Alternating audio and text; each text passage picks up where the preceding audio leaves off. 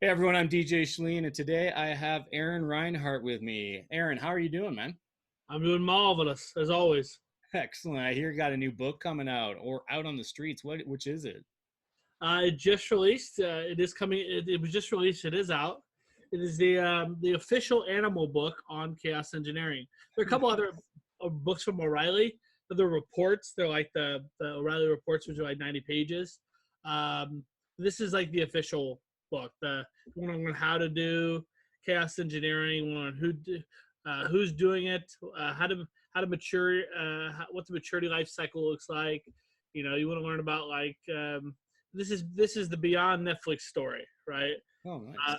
I wrote the chapter on security chaos engineering, and I'm currently actually writing the O'Reilly book on security chaos engineering, which comes out in June.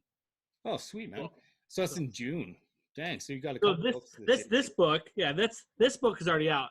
You can go to Amazon.com and it's this one is System Resiliency and Practice, Chaos Engineering System Resiliency and Practice. It's written by two of the people from Netflix. There's the core authors, Casey Rosenthal and Nora Jones, were the core authors.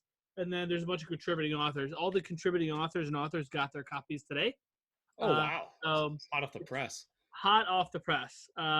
It's all over Twitter. All the authors are getting it and posting it. But it's like one of the problems with chaos engineering is that there's no body of knowledge, right? Meaning that there's blog articles from Netflix, stuff from me on the security chaos engineering on opensource.com. It's just uh, blog articles and open source projects, people trying to figure out how to do it.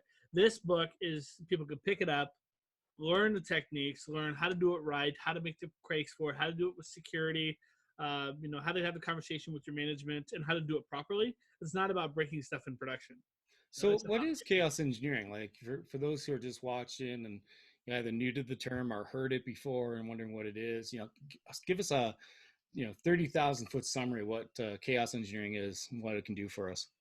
so I'll give you my definition of it. So everybody's got to kind of their own. Netflix has one on principlesofchaos.org, but my definition is it's the proactive. It's the idea of proactively introducing turbulent conditions into proactive, right? Proactively introducing turbulent conditions into a system or service, try to determine the conditions by which it will fail before it actually fails.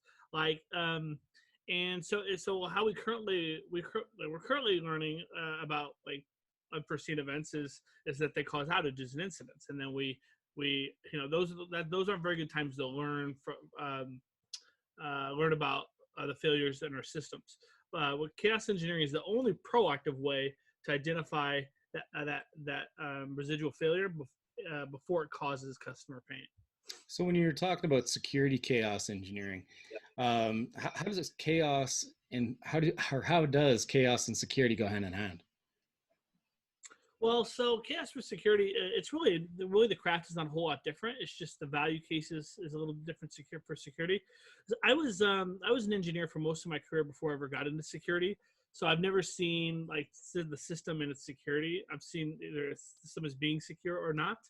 Uh, and so the chaos engineering stuff made a lot of sense to me as as okay, well, you guys are just not including security in this conversation, really. Because I mean, what I originally used chaos engineering for United Health Group was control validation, was to prove whether or not when certain conditions arose, the controls we put in place actually fired. And what we found out is almost never is that the case. And it's an engineer's fault, a software engineer's fault, or security engineer's fault. It's just that the size, scale, and complexity of the systems we're dealing with now are very easy for people to make mistakes, right?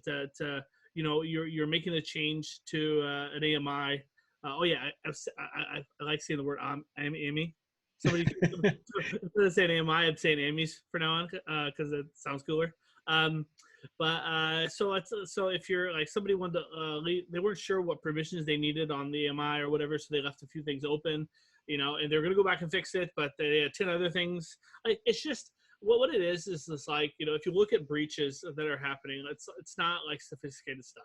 It's like mistakes and accidents. And the majority of malware, if you go out there and look at it, it requires some kind of low hanging fruit for it to be successful to begin with.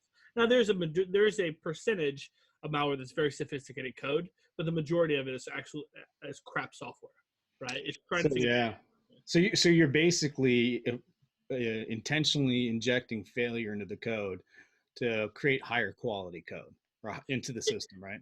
Yeah, try to determine whether or not, like, so there is a difference between our mental model of how we believe the system works and how it works in reality. And it's because, like, John Allspaw, one of the creators of DevOps, right, likes to say that real work is messy, right? It is. Engineering work is messy as hell. I mean, like, how does a system become stable, right? If you work at a company and you're an engineer and you have a stable system at a company, that system at one point was not stable, right? How did it become stable, right? Like, when you look at things like Kubernetes, like, oh, we're moving a legacy stable app to Kubernetes. It's like, worried about it being unstable. Well, how did this other app become stable? Like, it was through a series of unforeseen events and outages. If you could have foreseen the events, right, like, you would have fixed them, right? But like, but waiting for an outage to happen is you're encountering customer pain and business outcomes that are not ideal, but that also creates the opportunity. It's not a good opportunity to learn in. The blame, name, shame game starts to get introduced into things. People are worried about their jobs. Like, shit, I know I shouldn't have pushed that code, right? Like, and that's what we're able to do with the security chaos engineering in general is help ensure those kind of things, our assumptions about what we built. Because I think about it, we're changing. Once you get to continuous delivery and public cloud computing and microservices, I mean, things are just changing so fast. I mean, it's impossible for us as humans to ensure that that to keep track with the computer. That's why we have the computer, because it does things humans can't keep track of. You know what I mean? Anyway, No, um, that's great, Aaron. I appreciate you sharing some of the knowledge on chaos engineering today. Where can we find out some more information about chaos engineering, since there are limited resources right now? Obviously, we have the book. We have your book coming up this summer. Where else can we go in the meantime to get some more information? well, folks can reach out to me on Twitter if they want to. It's at Aaron Rinehart, AARONRINEHART. There's also the Verica.io website. So I co-founded Verica after I left United Health Group. I co-founded Verica with the creator of Chaos Engineering, Casey Rosenthal. He's actually the core author of this book.